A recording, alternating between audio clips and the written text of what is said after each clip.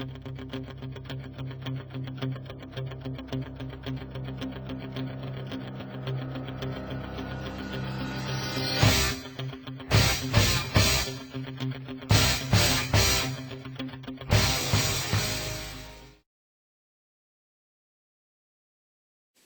to Cup of Joe's, the show that takes you inside the Faldetta Family Fantasy Football League.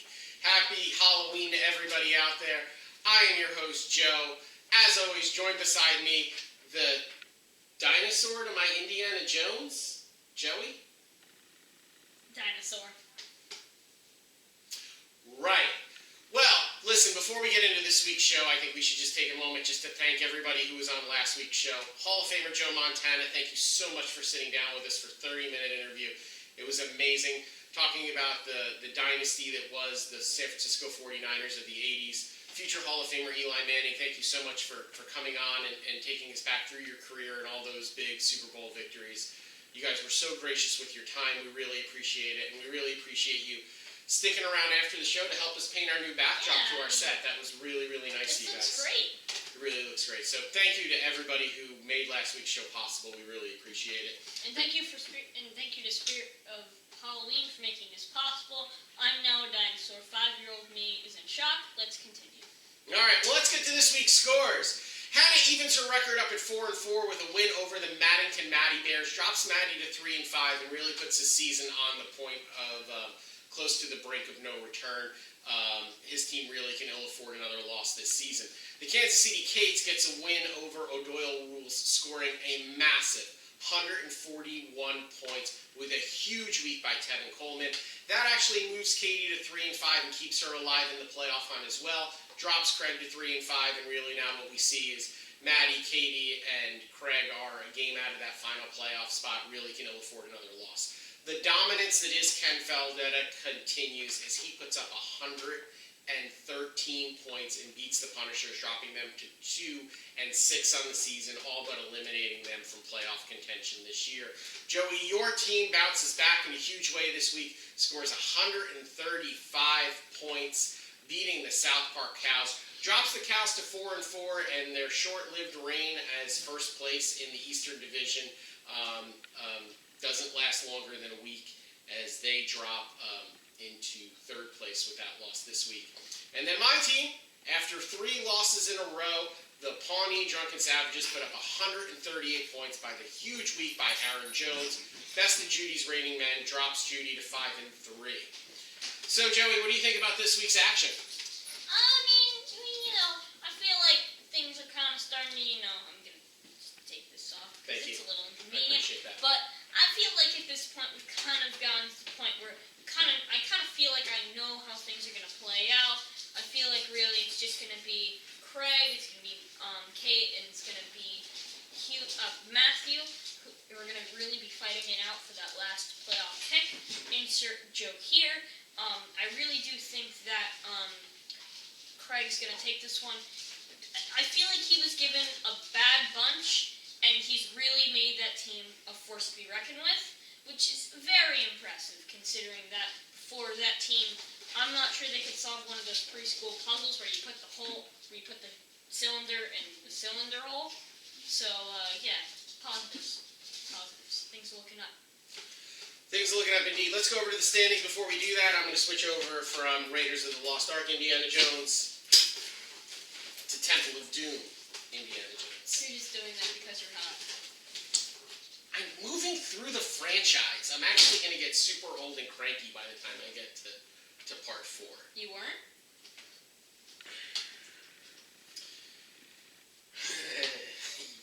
You win that round. All right, so standings. You know what? Congratulations. That was, well done. All right, so, hold on. Got to fully embrace. It's not often we have a good joke. Cherish that one. It's never coming back. You're welcome, America. All right, so what we see is in the standings, Ken remains in first place in the Eastern Division. Joey, you are tied for second place with Judy, but you have that points lead. You're both at 5-3. Ken has a commanding 7-1 record, which gives him a 2-game lead over you guys. And then Matthew and Kate are respectively in 4th and 5th place, both at 3-5. In the Western Division, what we see is we have the Pawnee Drunken Savages, my team, at 4-4. Hannah's Faldet About It is also at 4-4.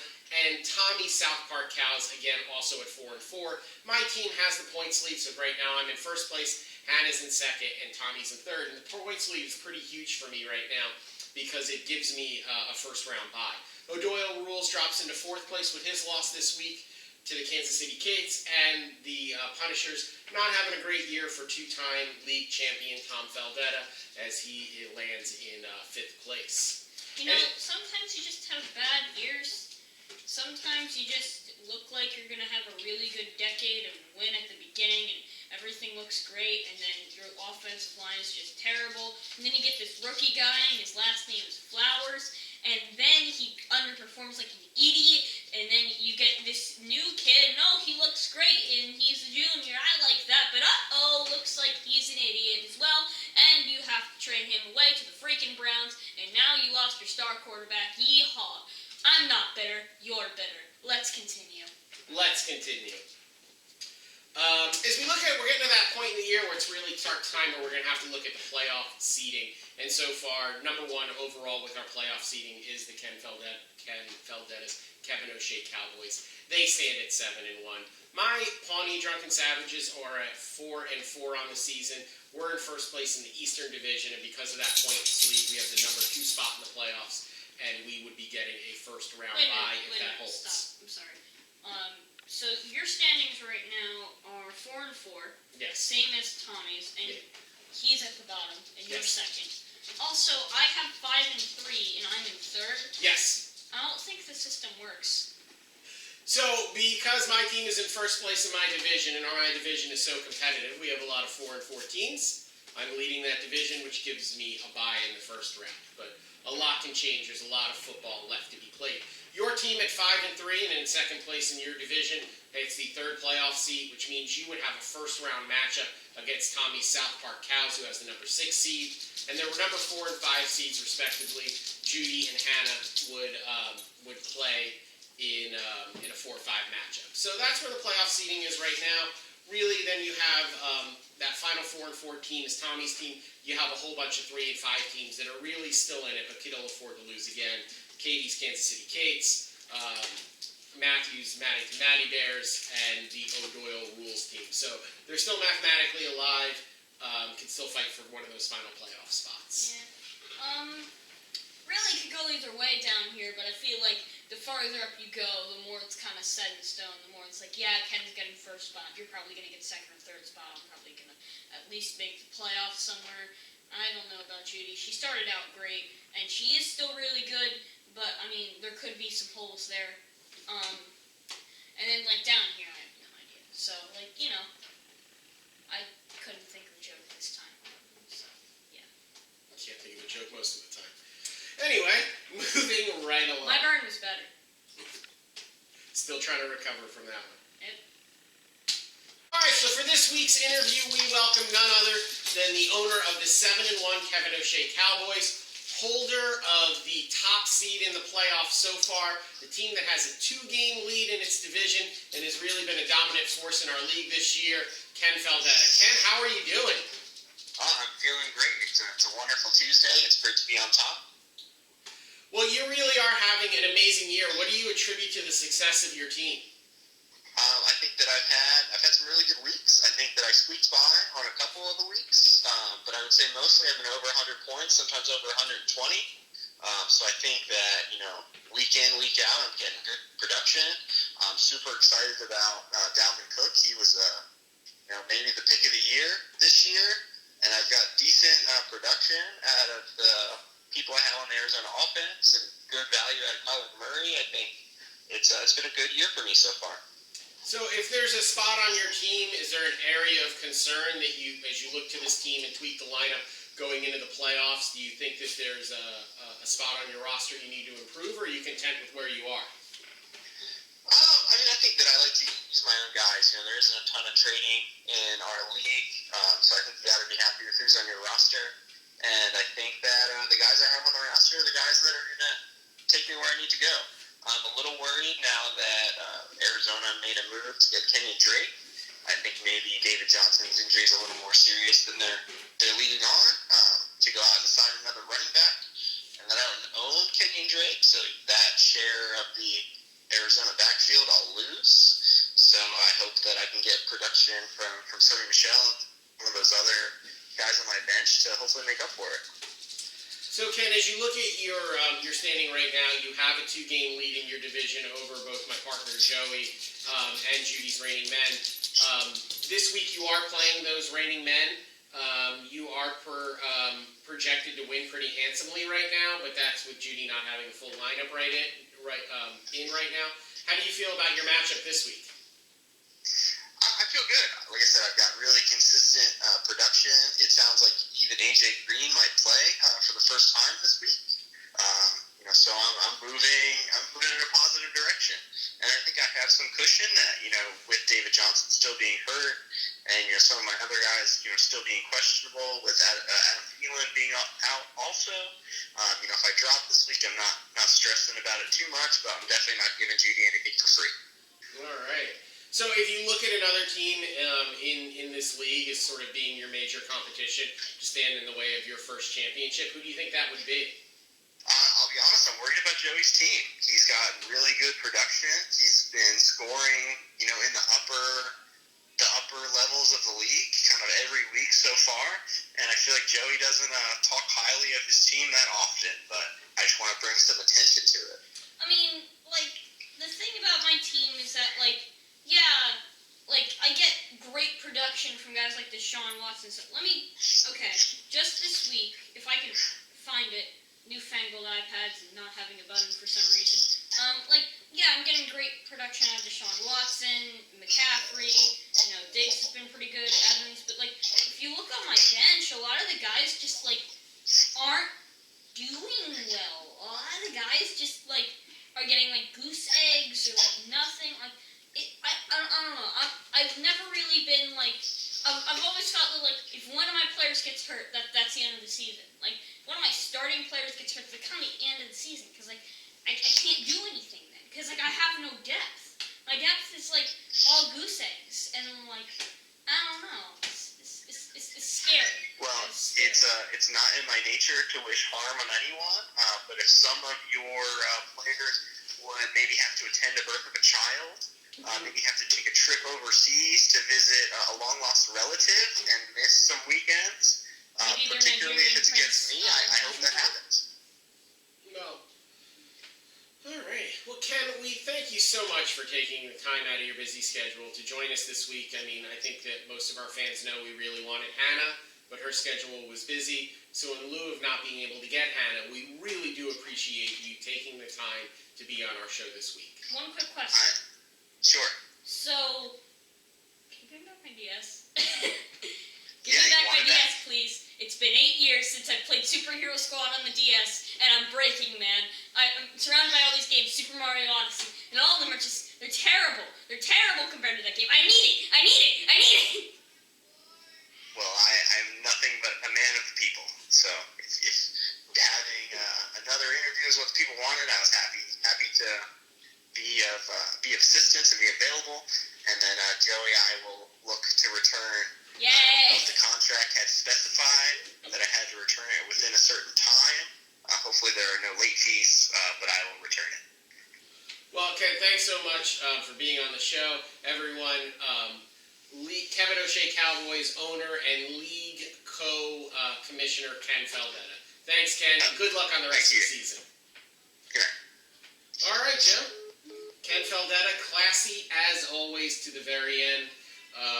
We will say if Ken wins this year, it kind of ruins 80% of the jokes that we have on our show. So, I mean, I think he's earned, a championship, but it really would hurt the show. So, just going and pick up standings. Can you believe it? Me and Joey were both 5-0 last week. If you didn't see last week's show, please go back and watch it. It was amazing. So we were both 5-0 in our picks. Good job to you. Let's pick some games this week. What do you say? Yeah, sure.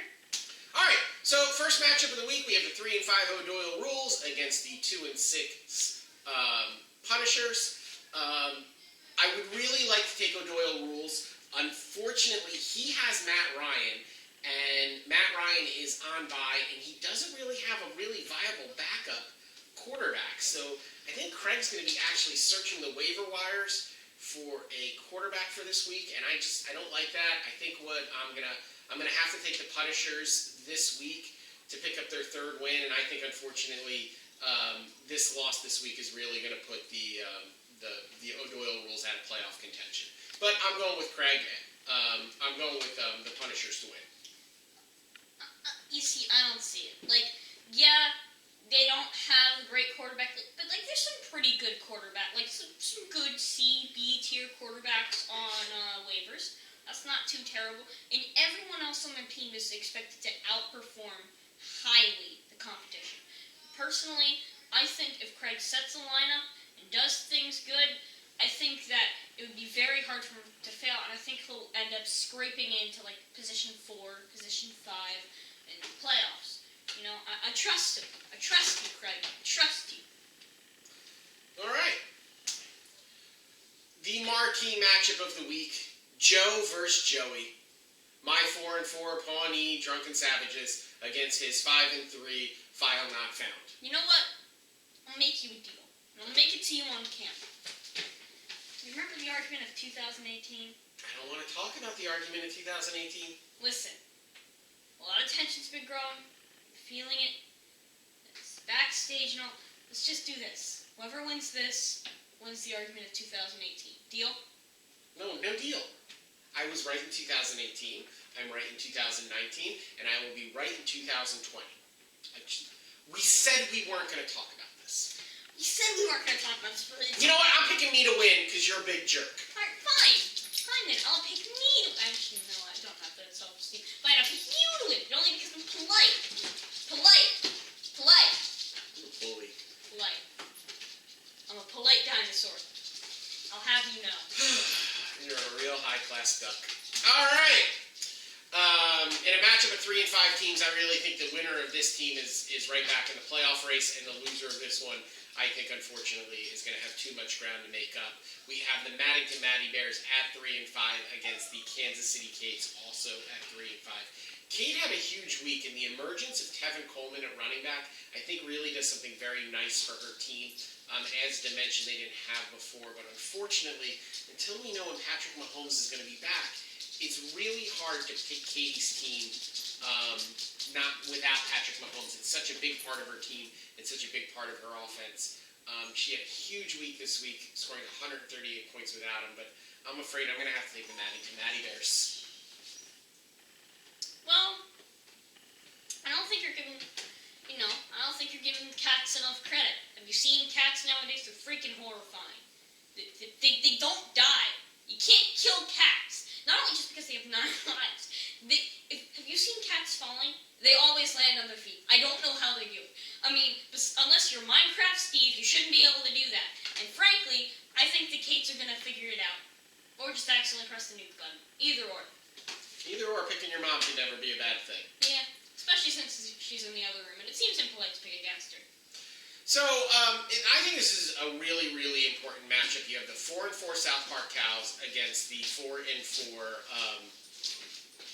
Full Dead About It. So Hannah is going to be playing.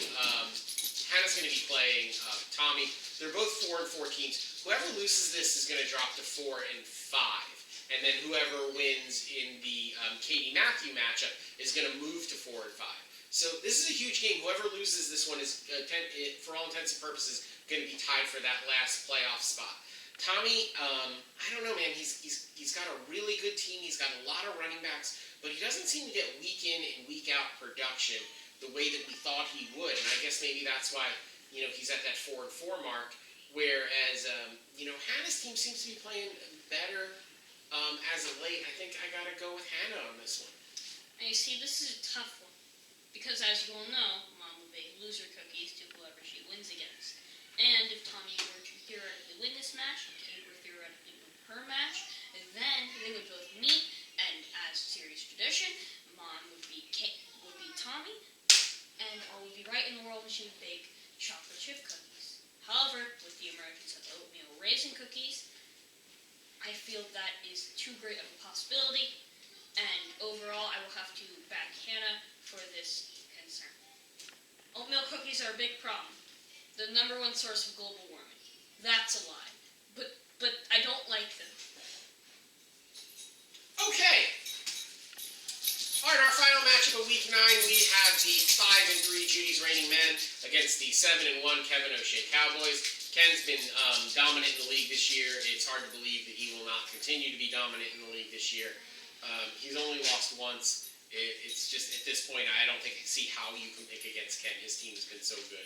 I'm going to pick Ken this week to move to 8-1 and drop Judy down to 5-4. I mean, until Ken starts losing some games, I'm not picking against him.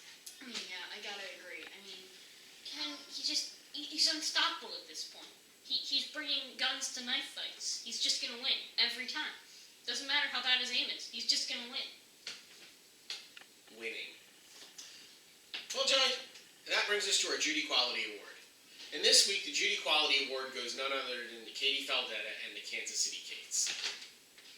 Kate scored 138 points this week, practically doubling the score that Craig put up.